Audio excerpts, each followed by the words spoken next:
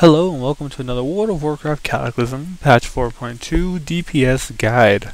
As always, this is Draven from the US Burning Legion server, and today I'm on my warrior Draven Auric, who's got a 359 item level and 3 out of the 4 pieces of tier 11 gear, and we will be discussing Fury Warrior DPS. In this guide, part 1 of a 2-part guide, we will cover stats, talents, glyphs, macros, my UI, and any particular add-ons that I think that might need to be discussed. So let's jump right in and go ahead and take a look at stats. As a Fury Warrior, your top stat above everything else is, of course, strength. Following strength, you gotta get hit rating to the cap of 8%. Once you've hit that cap, the next most important thing to do is get your expertise to the cap of 26 for both your main hand and your offhand. Keep in mind your racials. If you're an orc, or I believe it's a human, you may have expertise racials. Keep that in mind. Once you've hit your hit and expertise caps, the next thing you want to aim for is crit. Crit, crit, and more crit. And then some more crit. Crit is by far our most thorough put stat, thanks to different talents that, our melee hits enrage us. Our crits cause bleeds on the target. And crits just give more rage in general. So rage is always good. After you've gotten as much crit as you can, start aiming for mastery or haste depending on what spec you're playing. If you're playing Titan's Grip, it's argued that mastery comes ahead of haste because there's an increased emphasis on the use of Raging Blow. As where SMF, that emphasis is placed on slam, so you want haste as opposed to mastery. Go ahead and figure out which one works for you. Go based off your spec, or hell, try them both and see which one pulls out on top. It's really up to the individual. Gemming and reforging is pretty simple. If you have trouble with reforging, go to www.wowreforge.com.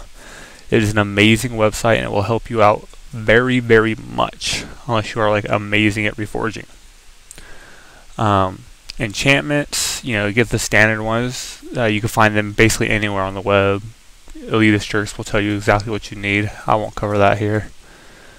Gemming, my rule of thumb is, unless the socket bonus is 40 or 20 to strength, just put 40 strength gems in it. If the socket bonus is 20 to strength, which I don't think I have any, then go ahead and aim for, if it's yellow, get the strength and crit one. If it is blue, get the strength and hit one. Alright, let's go take a look at our talents. As always, I will go over what I did not take as opposed to what I did take. I didn't take Blood Craze because 3% health regen over 5 seconds is a really quite marginal amount. It's really not that much. And it's not even guaranteed, it's a 30% chance. So for me, I was just not willing to put my points there.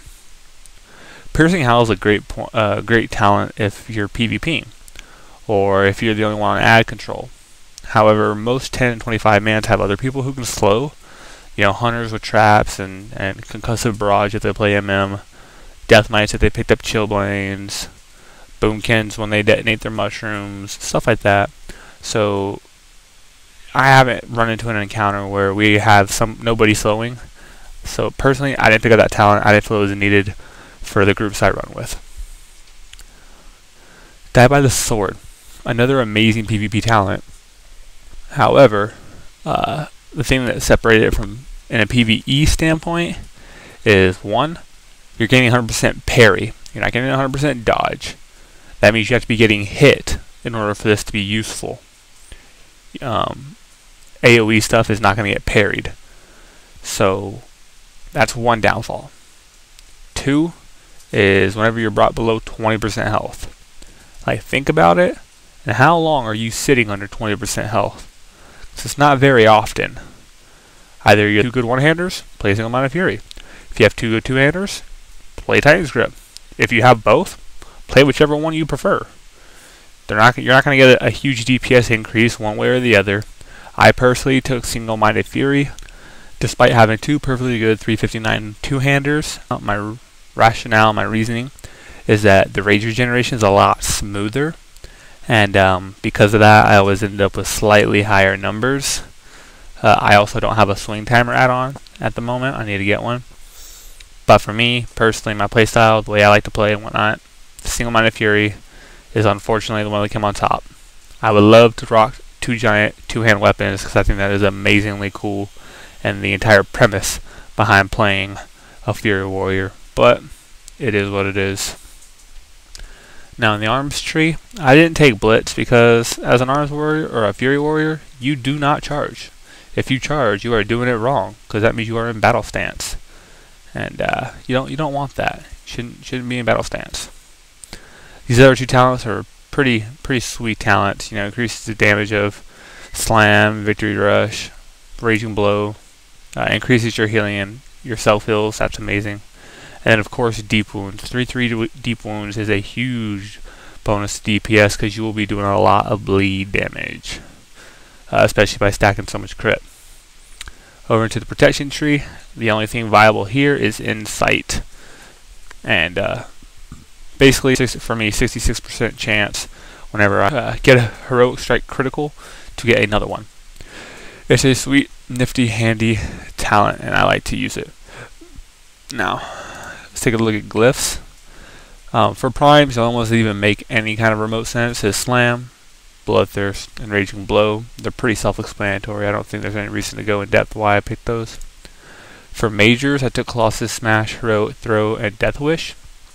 Now, the only one of these I say you really need is Death Wish. Colossus Smash is just another one that really eases the pain of keeping up Thunder Armor. And Heroic Throw is just another way to apply Thunder Armor before you even enter the battle or as you're entering the battle. For me, you could trade out Heroic Throw for Cleaving or possibly even Victory Rush, you know, depending on the fight. I mean, there's not a whole lot of fight with adds that melee handle. I mean, Death to Lock, Major Domo, and Ragnaros. Pretty sure that's it.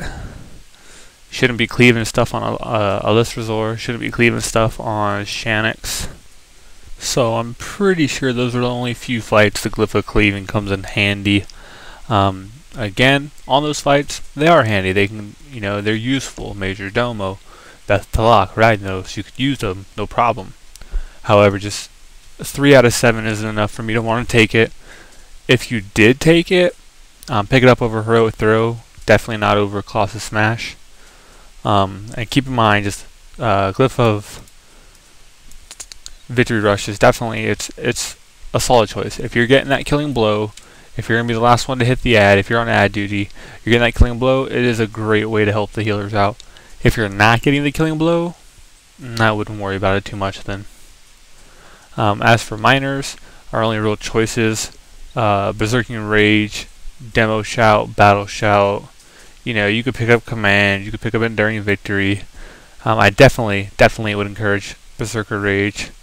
It is, I don't want to say it's a must, but it's close to it. Battle Shout, it's definitely not necessary because you're going to be battle shouting as part of your rotation, but it is just nice to have. And Demo Shout, again, it's just another one that's just, it's nice to have. Take what you want, pick up your own, it's totally cool, completely personal based, just do what you want. Let's take a look at macros. For my macros, you know, there's nothing complicated. If you're used to me, the way I play my videos, you'll know I use a lot of alt modifier macros. What that means is, if I press 1 button, you know, if I press 1, it's Colossus Smash. If I hold the alt button, it's modified into Pummel. And it's the same way with 1 through 5. It's just an easy way for me to get 10 abilities within 5 keys. So, just a little keybind thing that I like to do. You could use Shift, you could use Control, Alt. It's just what's comfortable for me. Completely personal, not needed. Past that, you know, it's nothing too special. It's what I like. Also, if you're familiar with my videos and stuff like that, you will know I have a 1-button cooldown macro. This tune's no different. On this macro, I have my on-use trinket, Impatience of Youth, and my PvP trinket for my PvP. Since this macro doubles up as my arms DPS macro, I have Deadly Calm in here. But the ones that you guys need to know for Fury is your Golem Blood Potion, your recklessness, death wish, lifeblood, and your unused trinket. For me, lifeblood is just the buff you get from herbalism. So if you have a racial, you can go ahead and slip it in here somewhere. Berserking or blood fury or whatever it is that you got. Pretty simple, pretty standard, nothing too special.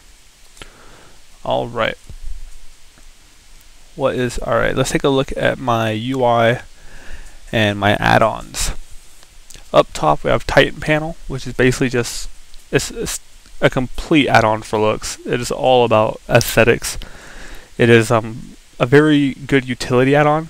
You know, I can track my frame rate, my FPS, how much money I have on my account. An add-on called Armory that lets me look at all my tunes, no matter who I'm on. You know, just a bunch of really cool stuff. Atlas Ludic, put that stuff in there. It's got plugins. Check it out. It's really cool. It's called Titan Panel. Down here, I have my chat box add-on called Pratt. It's just a really, really nifty add-on. This bar is Fort Exorcist. Basically a cooldown counter. It's really good for tracking like trinket procs and internal cooldowns and other buffs and stuff like that. It's really, really configurable, and you should check it out. Recount right here, Omen over here, SCADA. I like to run Recount and SCADA at the same time. Set one to healing, one to DPS, and I can track a lot of the raid depending on what needs to be looked at. My bars are set up this way thanks to Bartender 4.